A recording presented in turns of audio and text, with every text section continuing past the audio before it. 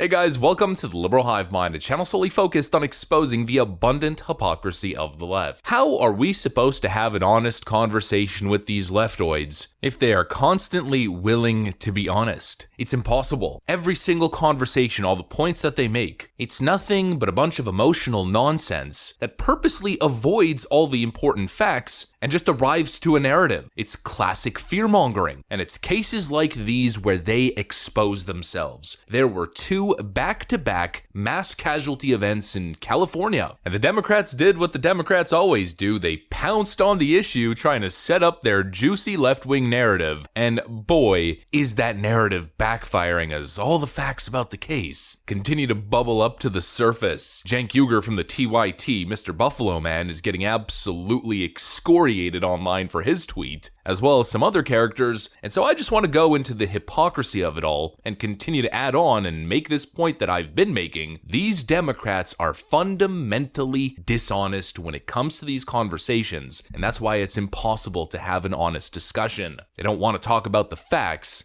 They only want to talk about narratives and rhetoric. We got some stuff to get into, so let's roll the tape. All right, folks, so I'm sure you guys are aware of the context. There were two mass casualty events in California on Lunar New Year. Chinese New Year, that's what people call it, but they celebrate it basically all across the Asian world. Both of these acts were committed by two elderly men. The second event was apparently workplace violence by an individual named Chun Li Zhao, if I'm not mistaken, and the first individual, the Monterey mass casualty event, was committed by an individual who was 72 years old. He was of Vietnamese descent, and his name was, one second, of course I'm pronouncing it wrong, but Hu Can Tran. Those are the basic facts. Lunar New Year, an Asian holiday celebration, two mass casualty events in an Asian community, committed by Asian individuals. Those are the facts. But of course, before those facts were released to the public, the left does what it always does. Cenk Uygur leading the charge on Twitter. My wife used to work at Monterey Park, where the mass shooting took place. No one is safe. Republicans are constantly spreading fear about immigrants, crime, and drag queens. But the number one thing that makes us and our children unsafe is their favorite thing in the world, guns. Now, first of all, the hypocrisy that Tim Pool immediately pointed out by highlighting these two conflicting parts of Cenk Uygur's statement. No one is safe and spreading fear. Cenk Uygur is pushing straight up fear-mongering propaganda that no one is safe while accusing Republicans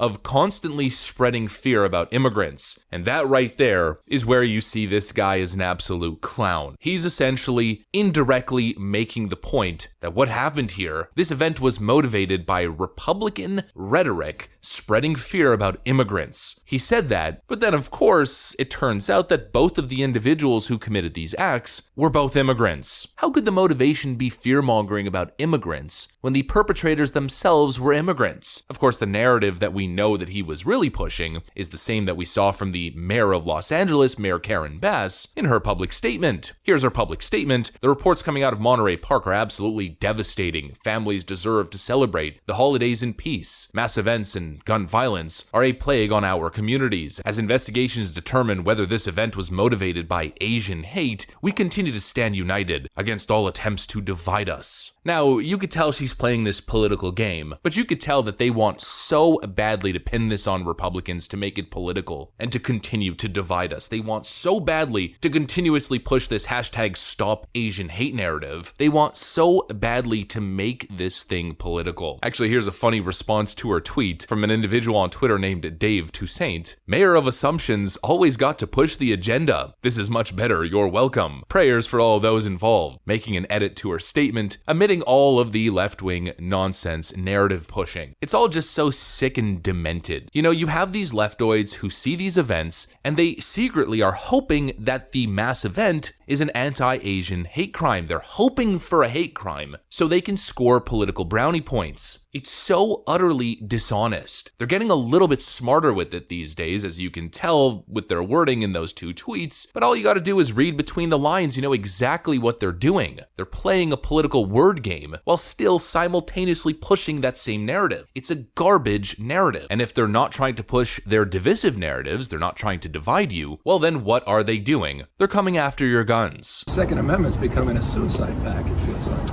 I mean, it's just, and that's the only question the community wants. How are you going to, what about our kids when they're going to school? what more can we do? And, again, we look at that all the time. I mean, we did another half dozen gun safety bills last year. We'll continue to find whatever loopholes we can. We'll continue to lead the national conversation on gun safety reform. And the data bears out, it works. It saves lives. California's 37% lower gun death rate than the rest of the nation. And yet, with all that evidence, no one on the other side seems to give a damn. They can't get anything done in Congress. Gavin Newsom immediately taking advantage of this sensitive topic to push the Democrat agenda. The target isn't mental health, the target isn't a cultural crisis. Of course, the target for Democrats is the inanimate object and law-abiding citizens. The narrative that they're pushing is that we need more gun control. There wasn't enough gun control. That would have definitely solved this problem. They say as these two events occurred in one of the states with the strictest gun control laws. It's utterly disingenuous. It's more political manipulation. They want to take these very emotional, sensitive topics and use them as political tools to achieve their legislative endgame desires. They'll go on and on about Republicans. Republicans don't care about the loss of life. Republicans don't care. They don't care. But they'll never, not once, actually address the arguments that Republicans are making when it comes to the Second Amendment. The entire purpose of the Second Amendment isn't for sport shooting or hunting or even self-defense. Of course, those are important elements of the Second Amendment, but the core of the Second Amendment is for the entire population of the United States of America to essentially be an armed militia, to be able to stand against government tyranny. When have you ever heard a Democrat actually address that point? They disregard it and say, well, government tyranny. That'll never happen. That's just a Republican boogeyman. As they continue to expand government power in the government state, as we see these Democrats desperately clinging on to the emergency powers that they had during the pandemic, refusing to let go. It's a slow march towards authoritarianism, and they tell you there's nothing to be worried about. You're actually just a crazy tinfoil hat conspiracy theorist, doomsday, wacko bunker man, clinging on to his weapons. When we're talking about the actual issue of these crazed lunatics going on these sprees, it's not like Republicans don't care. It's that Republicans want to have an honest conversation about how you implement targeted, very targeted policies and solutions that don't lump up legal gun owners into the mix. Clearly, your policies aren't working. A couple months ago, Texas seemed to be the problem with the case that happened in Uvalde, Texas. Oh, well, that's only happening in Texas because of their gun laws. Well, now we've seen even more mayhem happen in California, where you have much stricter gun laws. It seems as though your policies aren't working, yet they continue to double down. California is the top-ranked state, as you can see here, based on research groups, when it comes to gun control. But clearly, these policies aren't saving people's lives. I mean, who would have thought? Gun-free zones don't stop mass rampage events. It's all political theater that's made to pull at your heartstrings, to slowly whittle people down and convince people through this mass emotional propaganda that they should let go of their sacred Second Amendment right. Governor Gavin Newsom literally said the Second Amendment is becoming a suicide pact. You know what really seems like a suicide pact to me? Letting go of that right, especially moving forward into this tech dystopia that we're seemingly walking straight into. You have Democrats and these globalists at the WEF basically praising